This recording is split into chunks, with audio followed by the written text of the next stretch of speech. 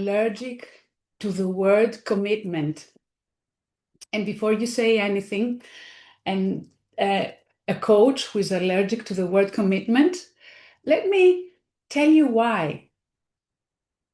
Back when I was starting to become a coach, I was talking to another coach who was a dance instructor, and what she did was that she used her dance practice to coach couples for the relationships.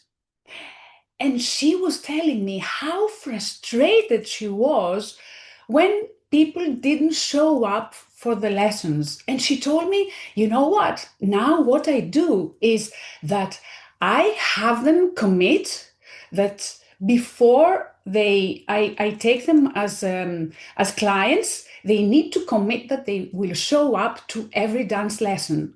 And as I was listening to that, I thought, well, I love dancing. Why would I need to commit? I would come anyway to the dance lessons because it's something that I love. I don't need to commit.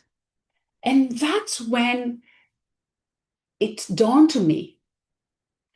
What if what we want is not more commitment, but it is finding things that we enjoy and love doing in our lives? But the problem is that we live in a world right now where success is measured by how much you do, how much you have accomplished. And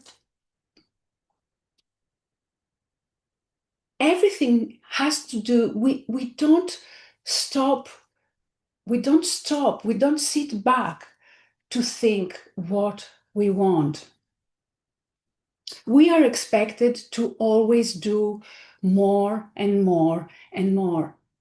And if you are a good girl like me, it means that you don't need more pressure from other people. You are fully capable of setting the expectations really high all by yourself, right?